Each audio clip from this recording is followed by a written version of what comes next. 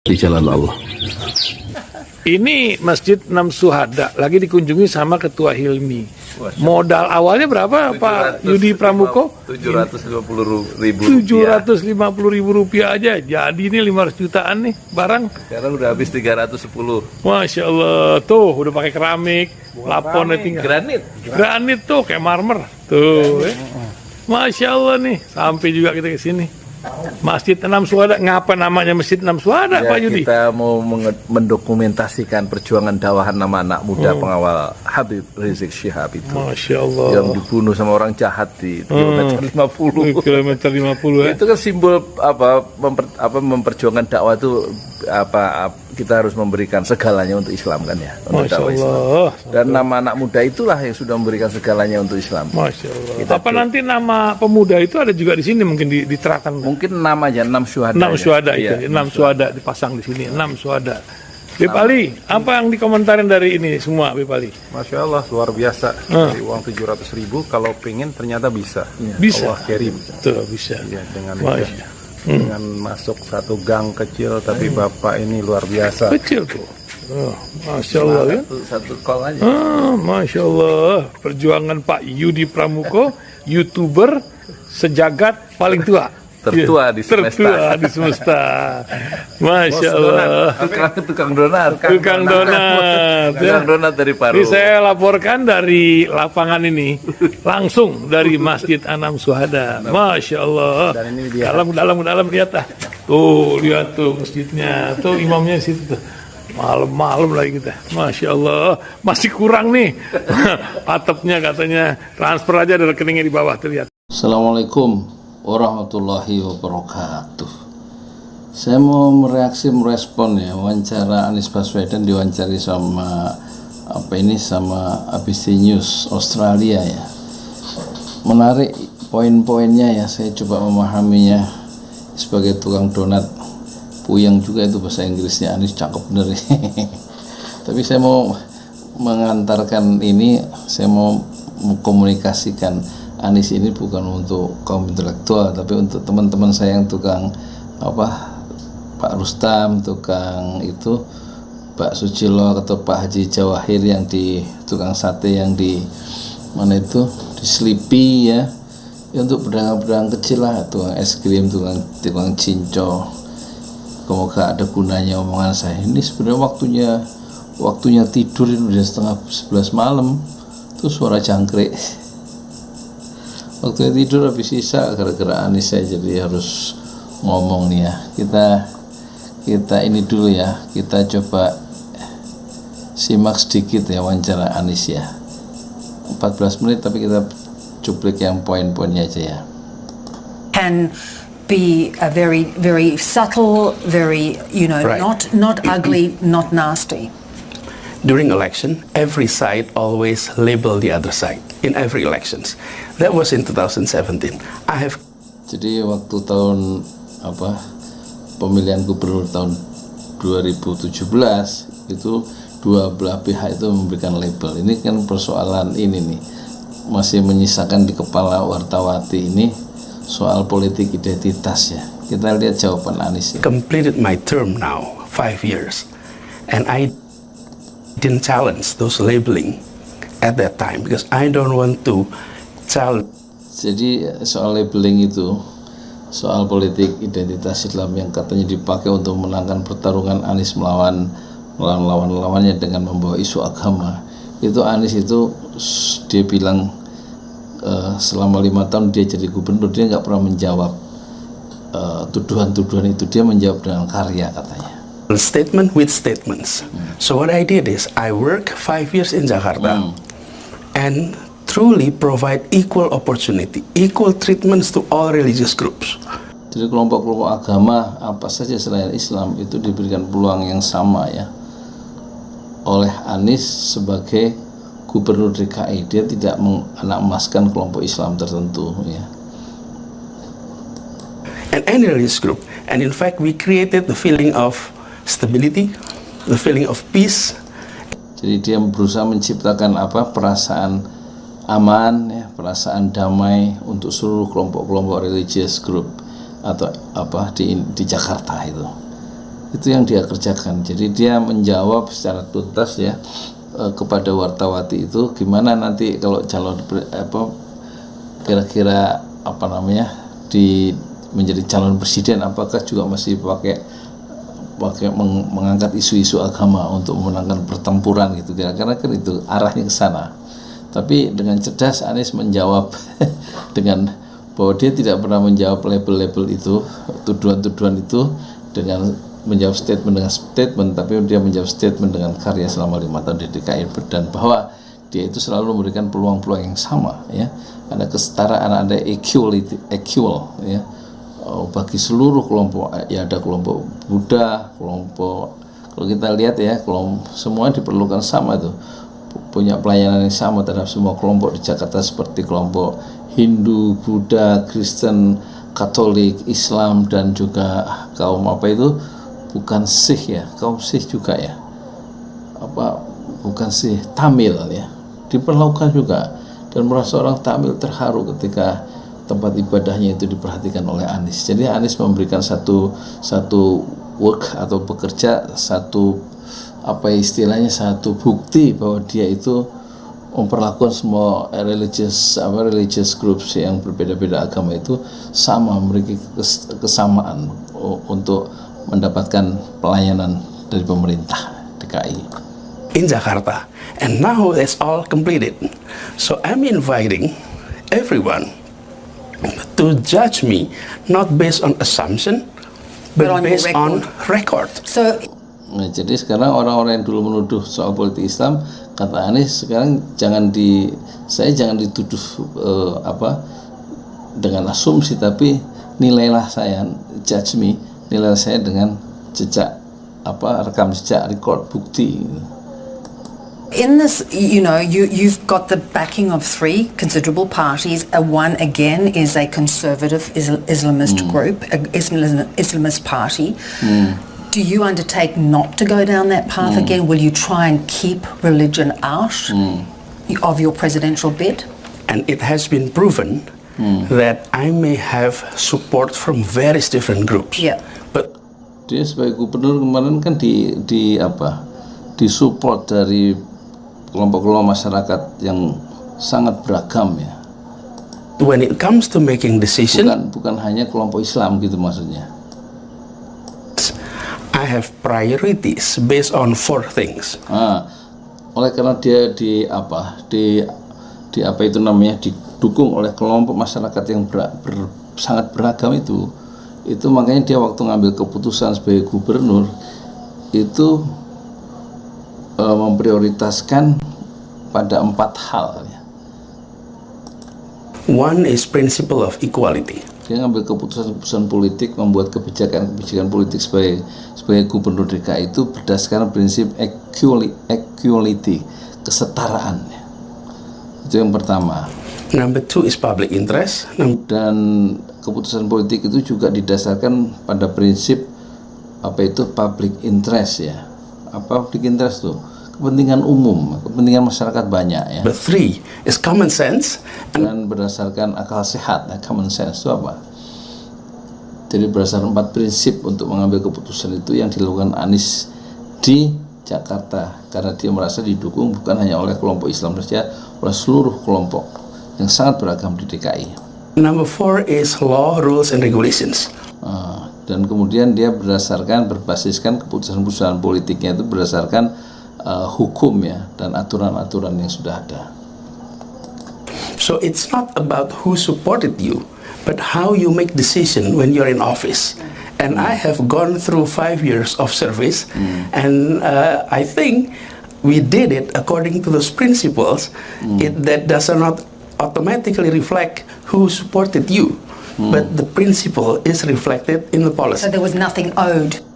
Jadi memang dia punya satu pandangan, satu pegangan dalam membuat keputusan-keputusan politik, peraturan untuk mengatur masyarakat di DKI yang beragam, yang sebagian besar mendukung dia, itu dengan 4 prinsip itu, dalam memprioritaskan kan 4 prinsip. Yang tadi itu prinsip equality, kesamaan. Semua dapat pelayanan yang sama, meskipun agamanya berbeda-beda, kelompok sosialnya berbeda-beda. yang kedua berdasarkan akal sehat, yang kedua berdasarkan public interest, kepentingan masyarakat banyak, ketiga berdasarkan akal sehat, dan keempat berdasarkan regulasi yang ada, berdasarkan laws, hukum dan regulasi yang ada. Itu untuk memahami Anies begitu. Nanti kalau dia jadi presiden akan berbasiskan, makanya dia akan bicara ketika IKN itu sudah bukan gagasan katanya, sudah menjadi undang-undang ya, dan dia akan melaksanakan undang-undang itu karena dia konsisten seperti dia membuat keputusan-keputusan politik waktu di DKI itu berdasarkan hukum, berdasarkan aturan dia bekerja, bukan berdasarkan satu kelompok Islam saja yang kemudian menjadi dia di labeling sebagai menjual isu agama Islam, tapi tidak dia membantah, dia akan bekerja ya, membuat satu keputusan, memprioritaskan dengan berbasis empat prinsip ya. Prinsip itu sesuatu yang tidak boleh, tidak harus ada, dan itulah cara memahami Anies Baswedan. Makanya dia akan melayarkan, mendorong perahu atau kapal Indonesia itu dengan 4 prinsip itu. To that support is what you're saying. And that's exactly the point. Sometimes you assume that if you're supported by this group and that group, then you will be acting not according to the principle of equality. Kalau Anda itu merasa didukung oleh grup ini dan grup itu, nanti Anda tuh, kata Anies ke wartawan, itu akan membuat keputusan tidak berdasarkan 4 prinsip tadi, tapi berdasarkan kelompok-kelompok interest yang berbeda-beda. Harusnya selalu keputusan diambil berdasarkan 4 prinsip ya, equality, kesamaan untuk seluruh kelompok yang ada itu, bahkan meskipun tidak mendukung akan diberlakukan sama dengan 4 prinsip yang sama tadi. Prinsip satu equality, kesamaan, yang kedua public interest, ketiga common sense, dan yang keempat adalah laws and regulation ya katanya. The common sense, public interest, or also rules and regulations. And I have gone through 5 years proving that we can do that. So therefore, looking to the future. Yes. What are those 4 things? How are you going to bring those 4 things into play? What are the issues you see in this coming? Nah, sekarang wartawan ini mencoba dengan 4 prinsip itu bagaimana yang akan Anda lakukan ya dalam election mendatang itu ya. Election. Several things. But number one, we're happy with the economic growth that we are experiencing, despite the fact that we had serious contraction during COVID, which every country across the globe is experiencing. However, we need to saya itu belum tentu ngerti loh. Supaya kelihatan pinter aja sebenarnya. Improve the quality of our growth. What does it mean? Nah,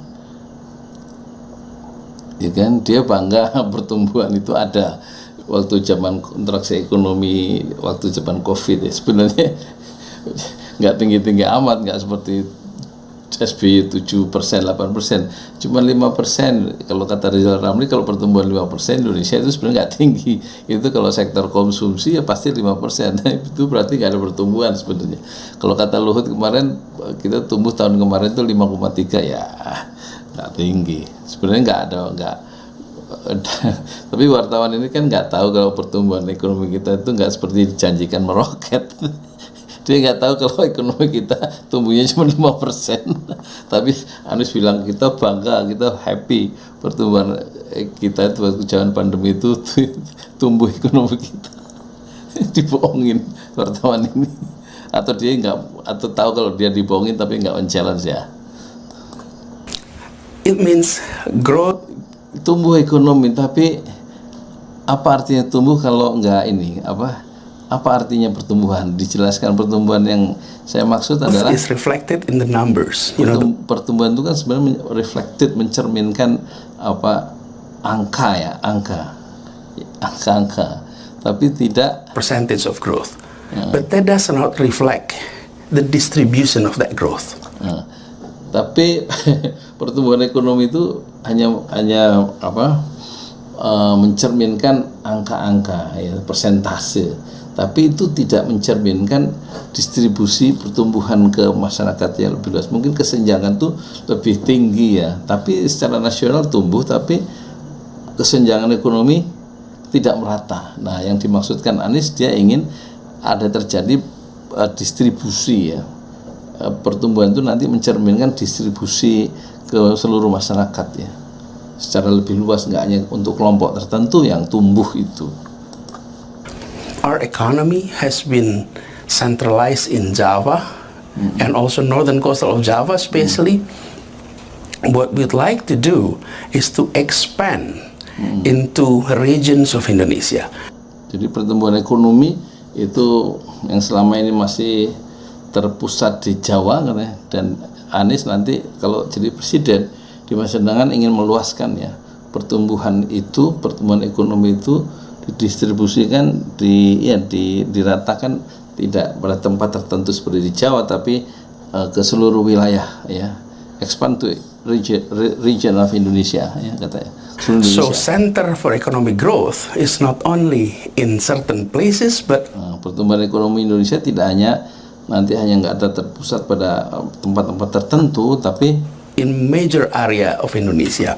Dalam kawasan yang lebih luas di Indonesia. Jadi ada expand distribusi, pemerataan, bukan pemerataan pertumbuhan ekonomi itu bukan tumbuh ya pada kelompok tertentu, tapi lebih merata pada kelompok yang lebih luas dari yang ada sekarang dan meliputi wilayah yang lebih luas ya.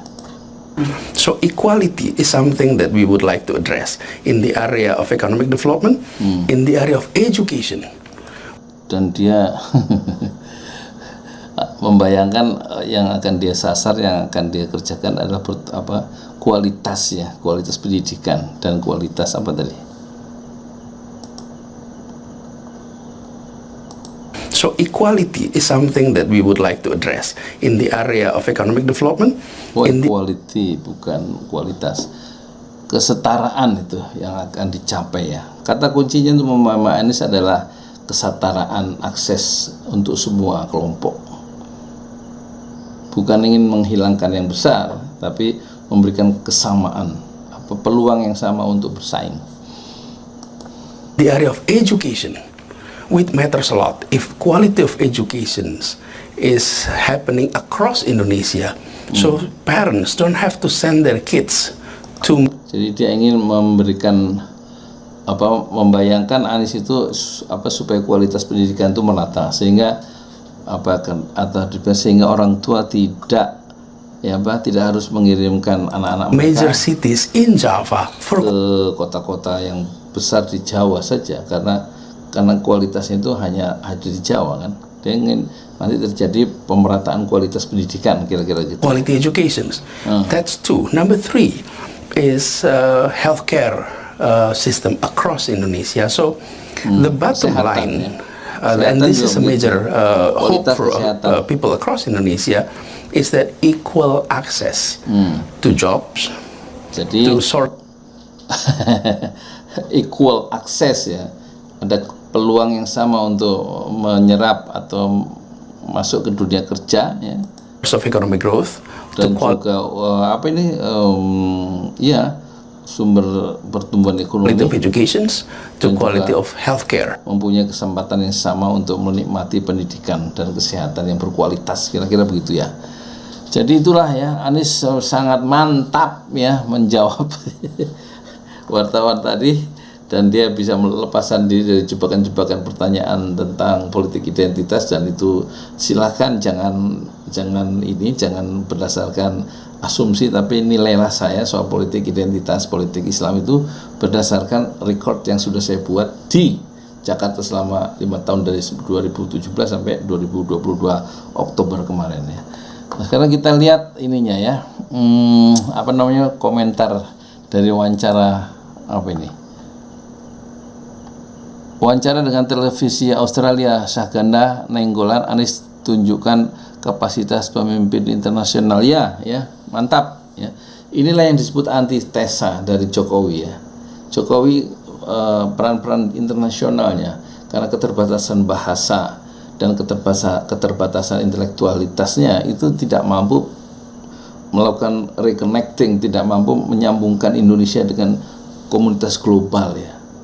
Itu problem, dan itu dipotong oleh Anies Baswedan dengan cara melakukan antitesa, sehingga dia tampak dia akan melakukan reconnecting, melakukan hubungan-hubungan kembali terhadap dunia internasional lewat kemampuan dan kecerdasan intelektual dari Anies Baswedan, dan juga kemampuan bahasa Inggrisnya yang sangat indah dan sangat bagus terstruktur ya. Saya kira orang, kalau wartawan ABC yang ini, yang cewek ini, kalau mewawancarai Ngabalin atau Pak Jokowi, saya kira hasilnya nggak sebagus ini. Ngabalin atau Ganjar atau Puan atau siapa lagi ya kan, Erlangga Hartarto ya. Jadi Anies cukup secara intelektual untuk menghadapi duel internasional secara intelektual dan juga secara networking, karena dia sudah punya karya 5 tahun di Jakarta. Laporan Ahmad Kiflan Wakil, Kamis 9 Maret 2023. Saya baru lihat ini. Bakal calon presiden Anies Baswedan tunjukkan kelasnya sebagai calon pemimpin berkualitas internasional. Mantap. Syahganda tegas mengatakan Anies maksudnya tegas menyatakan akan mensejahterakan rakyat dengan memaksimalkan manfaat sumber daya alam. Itu di akhir wawancaranya ya. Begitu dikatakan Direktur Eksekutif Sabang Merauke Circle Syahganda Nainggolan mengomentari wawancara Anies Baswedan bersama ABC News Australia yang diunggah di kanal YouTube ABC News Kamis. Baru kemarin ya. Dari video ini jelas sekali Anies menunjukkan kapasitasnya sebagai pemimpin besar bangsa dengan kualitas internasional. Saya setuju ya. Pada level, pada titik-titik tertentu ya. Ya kan. Kalau Bung Karno kemampuan bahasa asingnya mumpuni, tapi dia terhadap Barat lebih konfrontatif karena memang situasi zaman waktu itu harus begitu dalam suasana perang dingin ya. Tetapi kalau sekarang kuncinya adalah sebagaimana pernah Anies katakan, ada collaboration ya, with ya the other world atau the other region in the world ya. Apa sih ngomong? Dari video ini jelas sekali Anies menunjukkan kapasitasnya sebagai pemimpin besar bangsa dan dengan kualitas internasional, ujar Syahganda kepada kantor berita politik RMUL. Poin penting dari apa yang disampaikan Anies, kata Syahganda, adalah komitmen untuk memberikan kesamaan rasa bagi seluruh rakyat Indonesia. Anies menunjukkan niat mensejahterakan rakyat dengan prinsip equality ya, sama rata sama rasa. Enggak betul itu, agak keliru penerjemahnya. Semua dapat semua, tidak ada lagi segelintir yang menggerogoti sumber daya alam seenaknya lagi. Enggak sama rata sama rasa itu nanti prinsipnya ini orang PKI ya, komunis ya. Equal, sama, kesempatan yang sama ya. Enggak terus orang kaya harus disamakan dengan kemampuan orang miskin, tapi yang besar diberikan peluang untuk tumbuh, yang kecil juga diberikan peluang yang sama untuk tumbuh, dan mereka bersaing di situ. Dan pada titik tertentu kalau ada perlindungan diperlukan bagi negara, tentu Anies akan melindungi yang lemah ya, yang kalah modal, kalah networking, kalah akses terhadap sumber-sumber ekonomi dan lain-lainnya.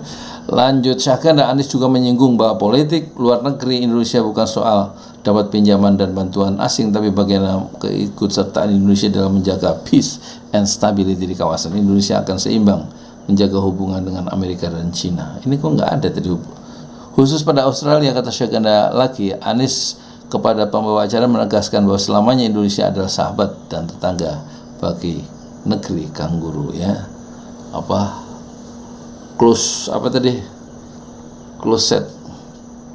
Closeness, kedekatan.